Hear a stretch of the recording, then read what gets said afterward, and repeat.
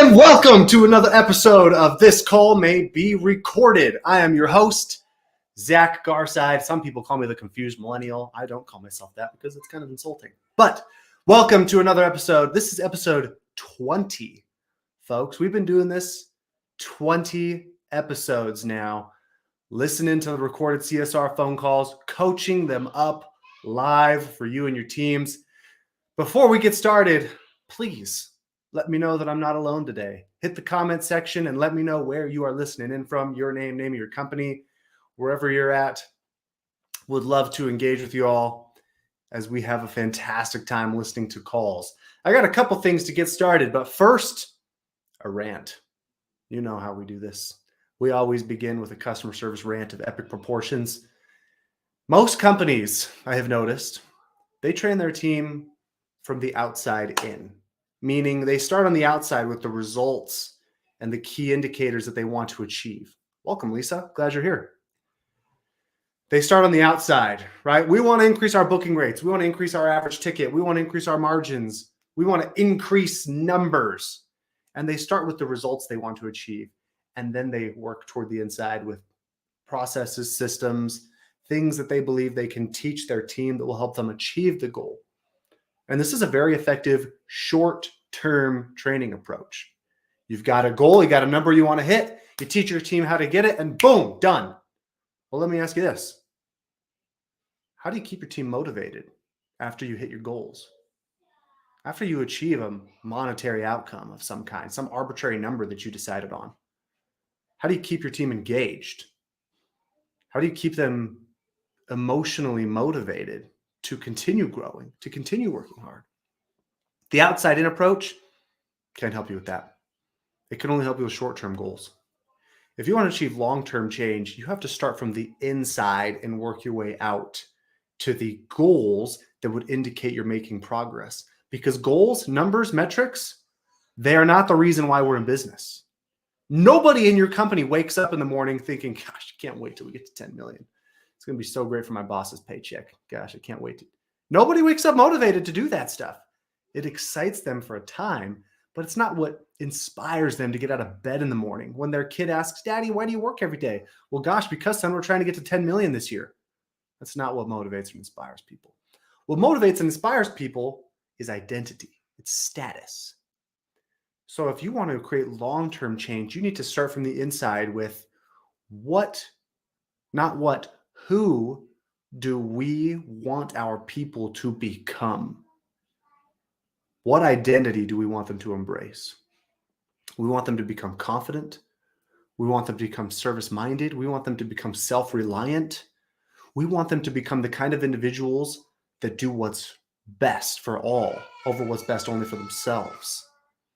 As you can hear, my daughter is all on board with this. She's screaming from the other room because she's so excited about this right now. But that's where we start. We start with the identity that we want to develop, who we want our people to become. Then we train and we build systems and processes to help bring that identity to life, to help our people become that way. And then the goals that we set, the numbers we want to achieve, they are mere mile markers, letting us know that we are making progress in that direction, that we are in fact becoming more service-minded and self-reliant, that we are in fact becoming more confident, that we are in fact taking care of our customers in the best way possible. Goals are mile markers. If I set a goal to run a marathon in 2 hours and I do it in 2 hours and 15 minutes, was it a total failure? Of course not. That's ridiculous. If you consider the fact that my previous marathon time was 4 hours and I shaved an hour and 45 minutes off of it, that's a huge win. I'm making progress in becoming a runner. That is the best way to approach long-term training. Don't start with the goals you want to achieve. That's a short-term, finite approach. It can only inspire your team for so long. Start with who you want to become and then work your way out from there. That's your customer service rant of epic proportions for today, folks. As always, I've got 4 phone calls to share with you, but I've also got a guest. Before I introduce my guest, I want to acknowledge a couple of people who are joining us today. We've got Lisa from Sandpiper Pest Control, as well as Joel. Joel, welcome. We've also got Mindy from Structure Tech Home Inspections. Mindy, it's great to have you with us. Next, I want to bring in my guest. You guys, if you've ever trained with Power Selling Pros before, whether with us directly or through a distributor or manufacturer or some other group, you know we do not mess around. We take great pride in being the most energetic, off the wall, inspiring, motivating training company out there. We may not always be the most organized, but I'll be damned if we don't put on a good show. So please welcome one of the newest members of the Power Selling Pros training team. Coming at you from Fort Lauderdale, Florida, it is the man himself, Greg. Greg, yes. Oh, you got the glasses on. Welcome. Zach, I had to put the glasses on because, man, that information that you gave was so bright. That knowledge was so shiny. It was blinding my eyes. Man, it's good to be with you. How are you today? Man, I'm just peachy. Yes. Thanks for joining me. Great to be on the show, man. How are you doing? I'm great. Nice. Greg, welcome. Glad you're here. Greg's been a part of our team for a month, 2 months, month and a half. Yeah. About 2.5, 3 months. Yeah. Already hard at work training our clients, creating wow experiences out there. And today, Greg is going to help me break down some recorded customer service calls. You ready, Greg? Yeah, absolutely. Let's listen to them. All right. We're going to jump right into phone call number 1, everybody. And remember, as you're listening, hit the comment section to let us know what you think about these phone calls as well. If you were the coach, what advice would you give these CSRs? Here we go. Call number 1.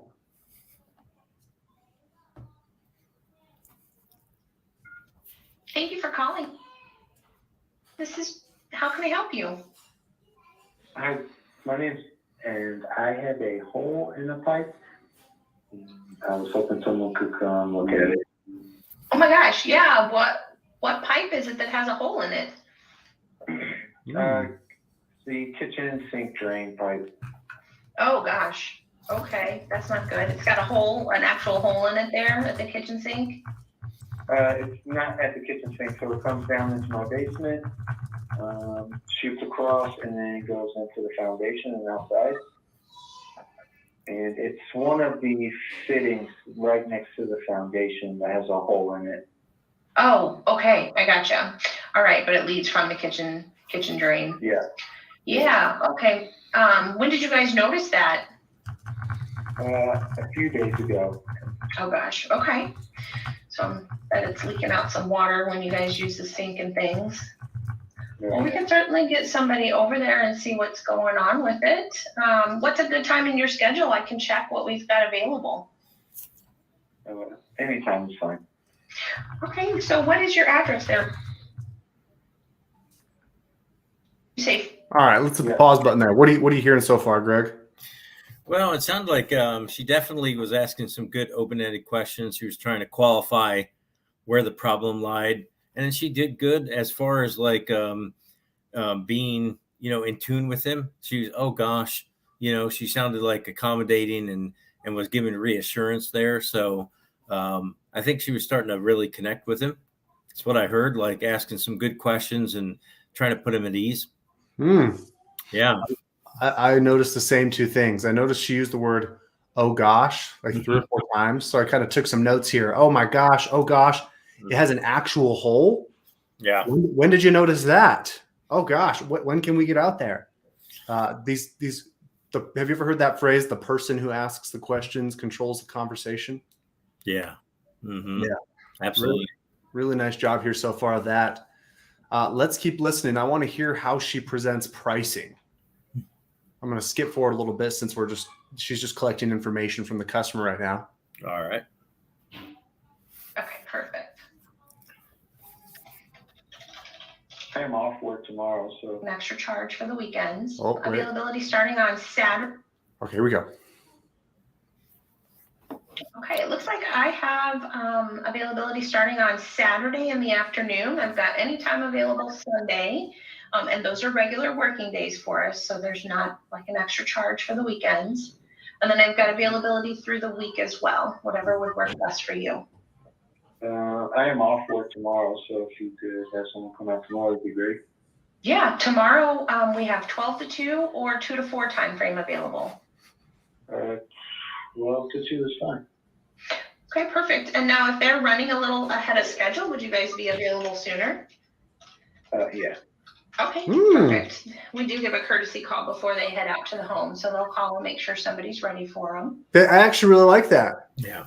I don't hear that come up very often. That's a great way to. Sometimes companies will catch the customer off guard because they're like, "Hey, we're ready now," Yeah. and the customer's not expecting it. But this way, if you do call, it's not a surprise. Yeah, I heard that too. That was great. She gave options, and then she said, if we happen to show up, get done early, could we call you? That was great. That was great. Yep. Yeah, I like that. I don't hear that often. Let's keep going. Now, they are wearing face masks while inside customer homes, so we just want to make sure that nobody has had any COVID symptoms or exposure. No, we're all good. Great, perfect. Okay. Now, they are trained and certified, and they do come out on a company truck.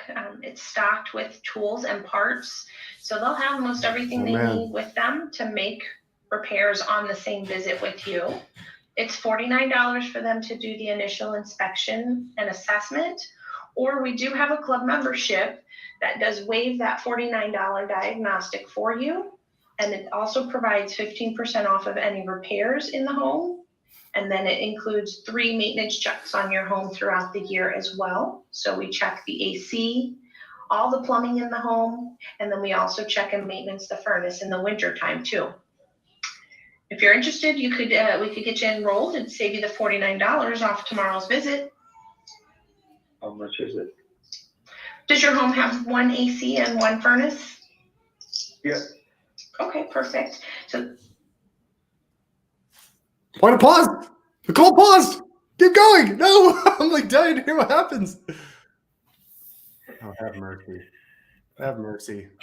What do you do on a live show where the audio stops working in the middle of the call? I don't know, but that lady was on fire, Zach, right?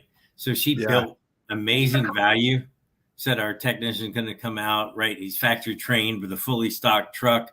She was building value all the way through, and then she just slipped in so effortlessly. We're going to charge you full amount, or are you want to take this program, this offering that we have? And he was like, hook, line, and sinker. Oh, what is that? And then actually cut off. But so she started to explain that. But man, she did a seamlessly amazing job at setting that call up. That's right. I got this great comment here. I'm not sure if Tuliat is your name or if that's a Gmail account. But we need this script. Let me team, if you're ever listening to this stuff and going, gosh, how do I get my CSRs to do that stuff? These are all CSRs that we train here at Power Selling Pros. So I'm going to put here in the comment section where to go. I guess Sarah's like, I agree. Oh, it's Teresa. Teresa, thank you. Make sure you go to powersellingpros.com/request-training-sample. Enter your name and email address there. You'll get on our email list where we send out all of these scripts pretty much for free multiple times a week. But I'm dying to hear the rest of this call. I got it pulled up again because she's doing a good job here building value, pitching the membership. I would like her to be a little more confident when she says, if you're interested, we can waive that $49 fee today for you and get you on. I would take out, if you're interested, and say, how would you like me to sign you up for the membership today? We can waive that $49. Sarah, very kind of you to say you love the emails. We enjoy writing them. Let's keep listening. Let's hear the rest of this. Here we go. Save you the $49 off tomorrow's visit. Okay. How much is it? How much is it? Does your home have 1 AC and 1 furnace? Yeah. Okay, perfect. So there's a couple options. The best deal is the promotion that we're running. If you buy 2 years, you receive a 3rd year free. So that would be 3 years total for $498. You can also pay the 1 year in full. It's $249 if you pay 1 year in full. Or we have a monthly billing option, and it's $19.95 with monthly billing. No. Okay, I was just saying the monthly billing actually comes out a little bit less than paying the year in full as well. I'm okay for now. Sure, I'll email you information over, and if you change your mind and decide to take advantage of the benefits, just give me a call back and we can get you enrolled before they get out there. It really does pay for itself with just getting the maintenance checks done on your home, the AC and the furnace especially. Okay, so I'll get on the schedule here for Saturday then between 12 to 2, and what we'll do is give you a Oh man, I'm dying right now. Okay, that was, first of all, that was a great call. That was really, really good. I do not hear very many CSR calls that are that in control, ask that many good questions, and pitch the freaking membership. I mean, have mercy. The CSR should sell more memberships than anybody in the company, and that CSR went for it. She even kind of went for it even more after he said no. So, huge round of applause for the effort there. Yeah, she did good. I do want a lot more confidence though when you're pitching that membership. You kind of, in that call, we're kind of floating it up in the air. Like, do you want it? You know, maybe. Are you interested? Okay, but let's sell that thing. You know, let's say, hey, we've got this amazing membership for you. It's actually going to waive the $49 fee. It's going to take 15% off of all future service, repair, installations that we do for you. It's going to get you 2 inspections a year so we can prevent things like this from happening in the first place. And it's only $19 a month. Yeah. How would you That's like That's what I was going to say, Zach. You said it exactly. I think she would have slowed down a little bit and walked that person through and said, let me explain to you all the great benefits of what we're offering you. It might have made more sense, you know, and the person would have said, you know what, that's because obviously the brain has to be able to accept it first. You know what I mean? It has to be logical to most people. Like, yes, that makes logical sense. I can accept that. If it doesn't, then you get some pushback. But she was very close. Yeah, 2 questions for you on that. Number one, as she's building value on that, I'm thinking also tell the customer. So even today, you would save $49 plus 15% of whatever the technician quotes you in the home, and to get all the benefits of the plan, it's only $19.95 a month. Can I get you signed up for that, and we can get you those savings today? Would you lead? Because she kind of gave 3 options there. She gave the 3-year option, she gave the 1-year option, she gave the monthly option. My gut says just give them the monthly option. Monthly. Lead with the monthly. Yeah. Okay. I'm glad we're on the same page there. Because one, I think you confuse the customers when you give them too many different options to think about on a 5-minute phone call. Like, very few people, I think, are going to commit to a $500 service agreement membership in a 5-minute call without talking to their spouse. Totally. Yep. But $19.95 a month, and I'm immediately saving $50 plus 15% of this expensive service. I'd probably say yes to that, you know? Yeah. I think the principle of keep it simple, saint, comes into play, and, give the person ease of business. The easiest, people take the path of least resistance when you say, hey, how about this? And you make it really simple and palatable for them. You and I are consumers. We got to look at that and go, oh, that looks good. I'll take that. Yeah. I think I agree with you. When you start to give other options and larger numbers, it convolutes and complicates and causes the person to go, and then there was pause there, so. Yeah, too many things to think about. Yeah.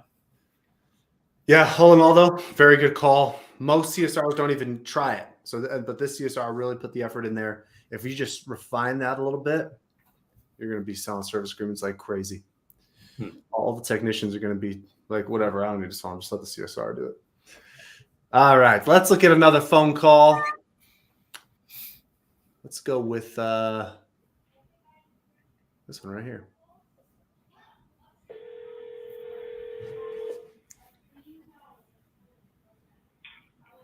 Good morning. This is in the sales department. How may I help you today? Yes, how you doing? I'm waiting for estimates. It's been 2 years now, a little more than 2 years. 2 years. And I called a month and a half, almost 2 months. They said they're going to email me again, and still not received it. Okay. And I got to make a decision, like today. I got 4 different estimates. I want to compare yours. Did he say 2 years? That's what I thought I heard, and I was like, man, it had to have been 2 months. It couldn't have been 2 years. It's been 2 years, and I got to make a decision now. Let's keep going.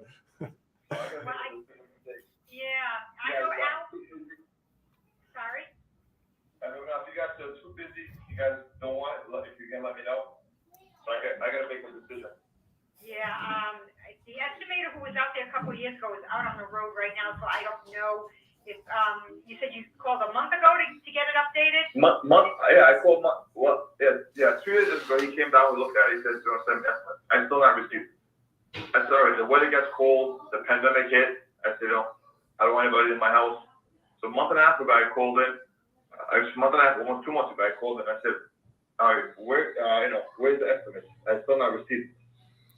And they said, well, we'll send it again.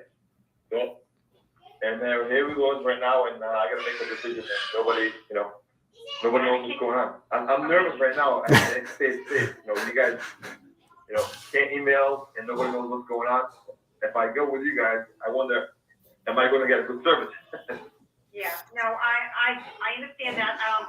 The estimator who was out there a couple of years ago, he's out on the road right now. The best that I can do is send him an email and see if he can update it and get it out to you. I don't know if it'll be today because he's out on the road all day.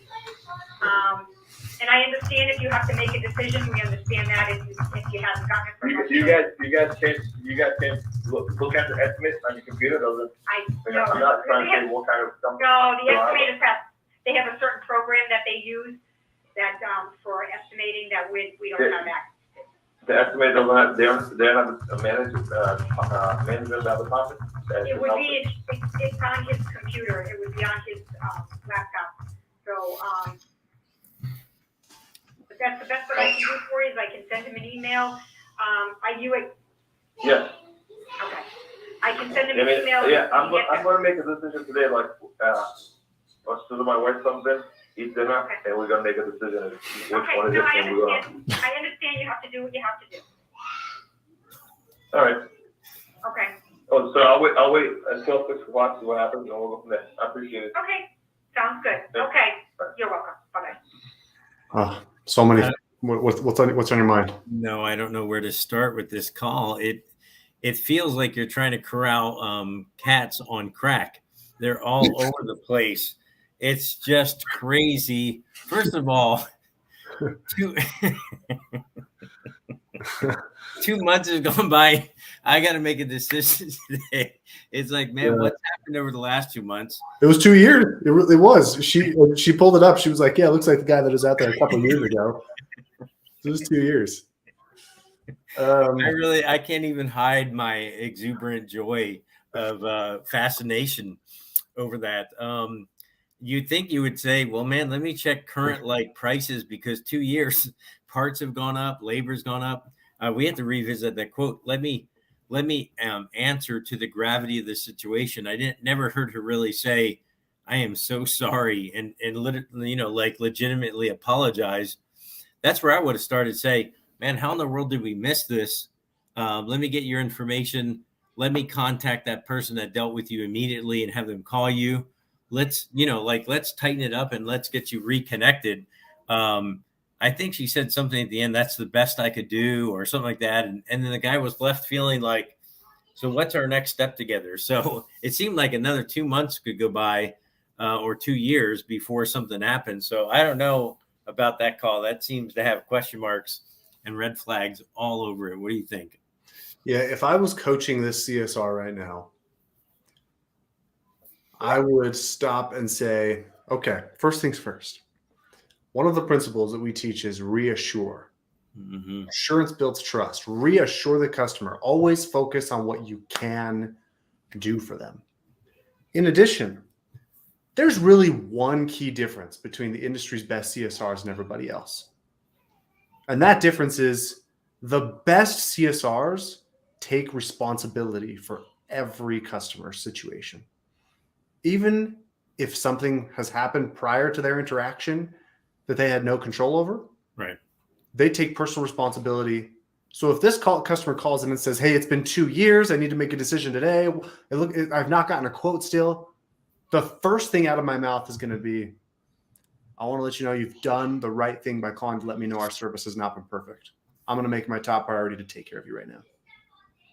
That's what I tell every angry customer, every even remotely upset customer.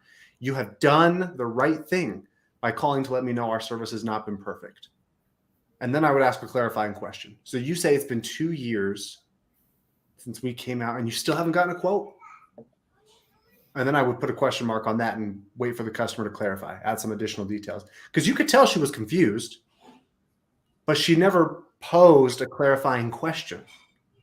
If you're confused, all you have to do to get clarification is rephrase what the customer just said with a question mark at the end of it. Customer says, I haven't gotten a quote. It's been 2 years. I'm obviously like, wait, what? So I just put it back and say, it's been 2 years and you still haven't gotten a quote?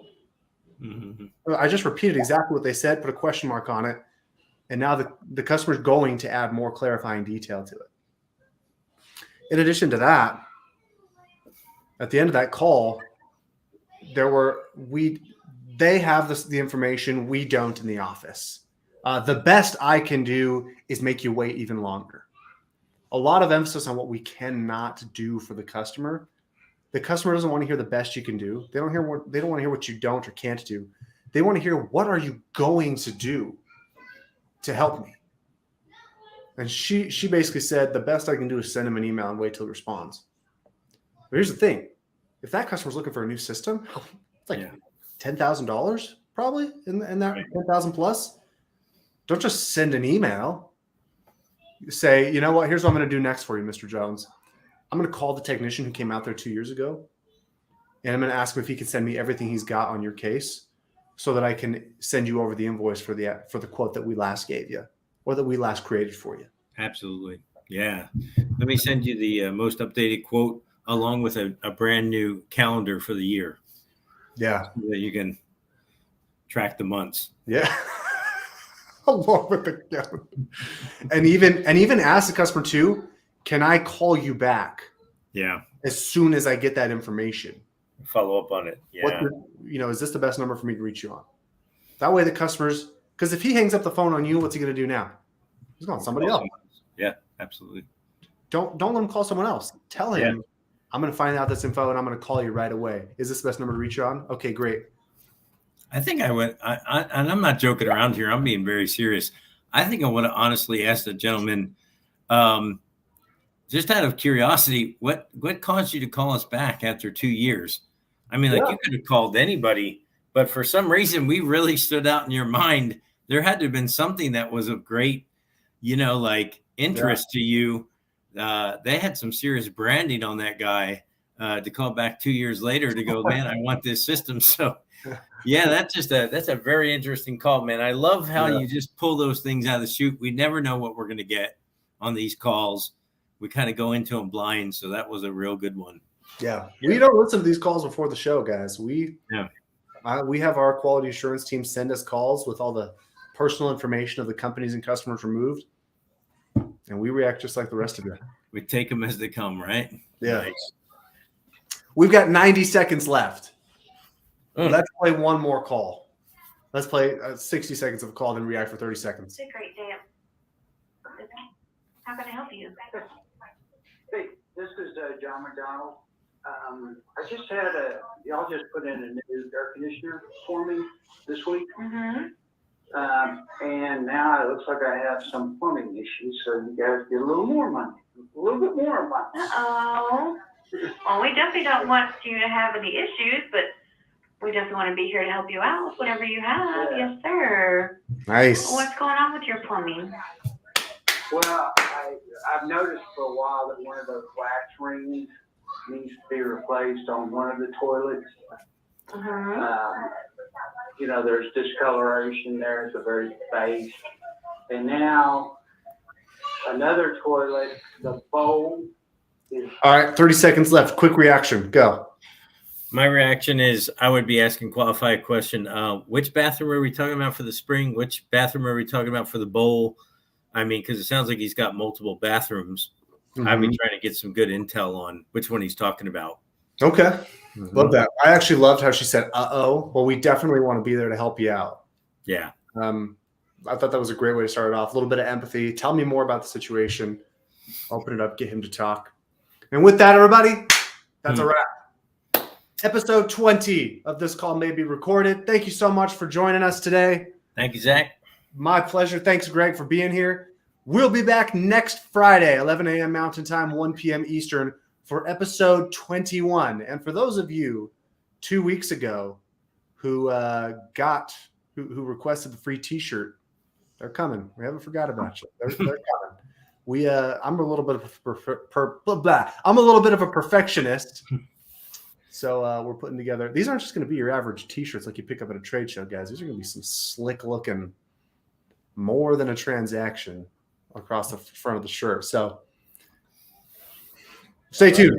All right, everybody. We'll see you next week.